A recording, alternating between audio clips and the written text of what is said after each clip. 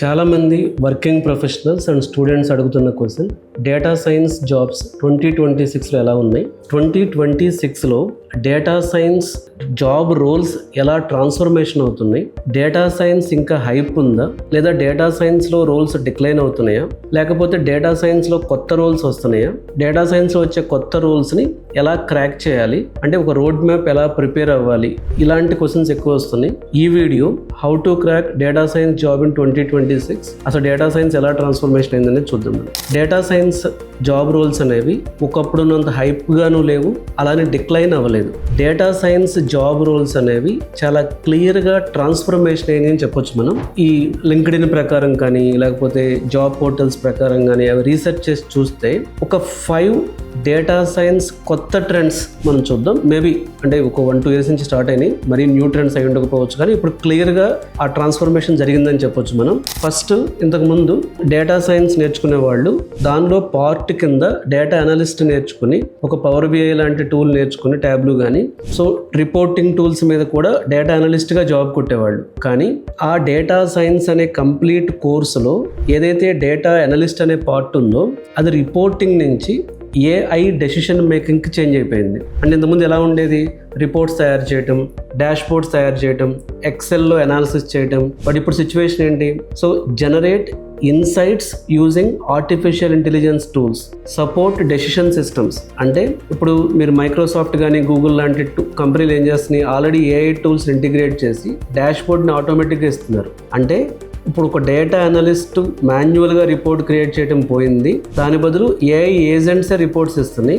ఆ రిపోర్ట్ని అనాలిసిస్ చేసి డేటా అనలిస్ట్ డెసిషన్ తీసుకుంటున్నాడు. అంటే రివర్స్ అయింది, అంటే రోల్ షిఫ్ట్ అయింది. రిపోర్టింగ్ నుంచి డెసిషన్ మేకింగ్ ప్లస్ వ్యాలిడేషన్కి ఆ రోల్ షిఫ్ట్ అయింది. ఇది ఒక చేంజ్ అయిన ట్రెండ్ అని చెప్పొచ్చు మనం. ఇంకొక ట్రెండ్ చూస్తే, ఇంతకుముందు డేటా సైన్స్ అంటే మోడల్ బిల్డింగ్ మీద ఫోకస్ ఉండేది. లైక్ మోడల్ని ట్రైన్ చేయటం, యాక్యురసీ చెక్ చేయటం. బట్ ఇప్పుడు కంపెనీస్ అడుగుతుంది ఏంటంటే production AI systems, ML ops అనేది ఖచ్చితంగా అడుగుతున్నారు.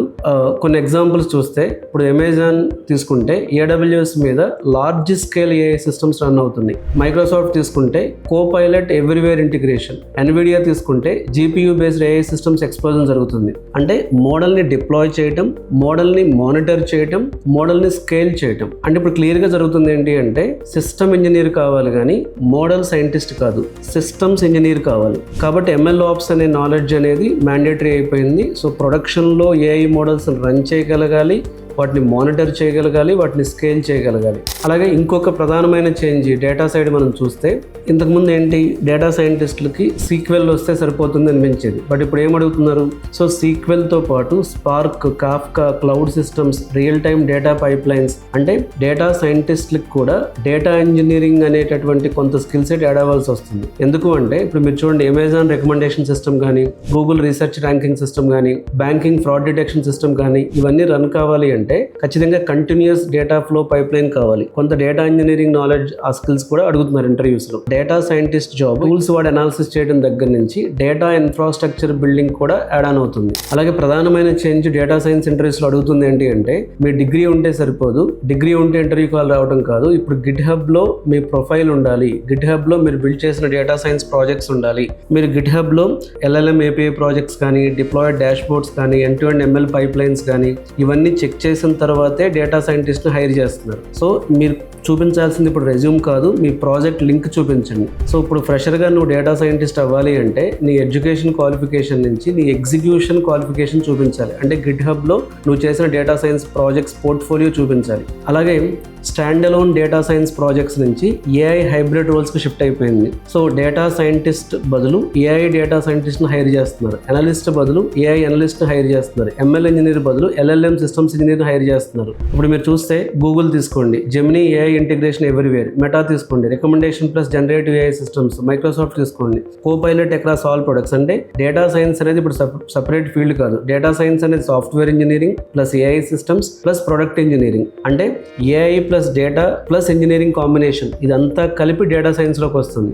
AI plus data plus engineering combination అంతా కలిపి డేటా సైన్స్లోకి వస్తుంది. కాబట్టి so data science course prepare అయ్యే వాళ్ళు ఖచ్చితంగా ఈ పాయింట్స్ని, అంటే ఎంఎల్ ఆప్స్ కానీ లేకపోతే ఏఐ టూల్స్ ఇంటిగ్రేట్ చేసుకోవడం కానీ మోడల్స్ని స్కేల్ చేయడం కానీ ఇలాంటి అన్ని పాయింట్స్ మీద కూడా ఎక్స్ట్రా నాలెడ్జ్ గెయిన్ చేయాలి. కానీ టిపికల్ ఓల్డ్ డేటా సైంటిస్ట్ కరికులంతో మాత్రం జాబ్స్ లేవు. ఇప్పుడు కంపెనీస్ మైండ్లో ఏముండేదంటే డేటా సైంటిస్ట్ అంటే ఎనాలిసిస్ పీపుల్ అనే మైండ్ ఉండేది, అలాంటి వాళ్ళని హైర్ చేసేవాళ్ళు. ఇప్పుడు మాత్రం ఏఐ సిస్టమ్స్ బిల్డ్ చేసే వాళ్ళకి డిమాండ్ పెరుగుతుంది కాబట్టి ఏఐ ప్లస్ డేటా సైన్స్ మాత్రమే డిమాండ్. ఆల్రెడీ 2-3 years నుంచి ఇదే జరుగుతుంది. ఇప్పుడు ఇంకా ఎక్కువ అంటే క్లియర్ కట్ ట్రాన్స్ఫర్మేషన్ అయిపోయింది. సో ఫైనల్గా చెప్పాలంటే old data science role disappear అవ్వబోతుంది.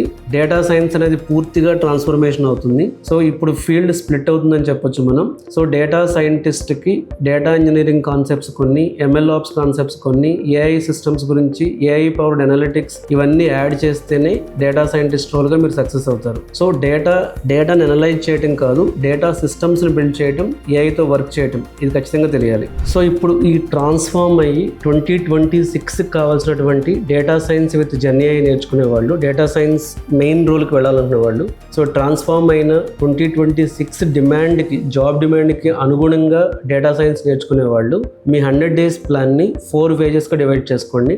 ఫస్ట్ ఫేజ్లో సీక్వెల్, డేటా బేసిక్స్, పైథాన్ ఇవి ఖచ్చితంగా కవర్ అవ్వాలి. ఫేజ్ 2లో data engineering basics, cloud fundamentals ఈ రెండింటి మీద ఎక్కువ ఫోకస్ చేయండి. ఫేజ్ 3లో machine learning basics, AI plus LLM integration. Phase 4లో deployment basics, ML ops and final project. ఇట్లా ఒక 4 phases డివైడ్ చేసుకుని ప్రిపేర్ అవ్వండి. మీరు డేటా పైప్లైన్స్ అర్థం చేసుకోవాలి, build ML models, use AI APIs, deploy basic AI systems, strong GitHub portfolio build చేయాలి. ఇవన్నీ ఉంటే కానీ మీరు ఈవెన్ ఫ్రెషర్గా అయినా సరే, ఎక్స్పీరియన్స్ అయినా సరే data scientist with AI job కొట్టగలుగుతారు. సో 2026లో డేటా సైన్స్ జాబ్ క్రాక్ చేయాలి బట్ స్టిల్ కన్ఫ్యూజన్ ఉంటే ఈ వీడియోలో ఇచ్చిన నెంబర్ కాల్ చేసి నా అపాయింట్మెంట్ తీసుకొని డిస్కస్ చేయండి. Thank you.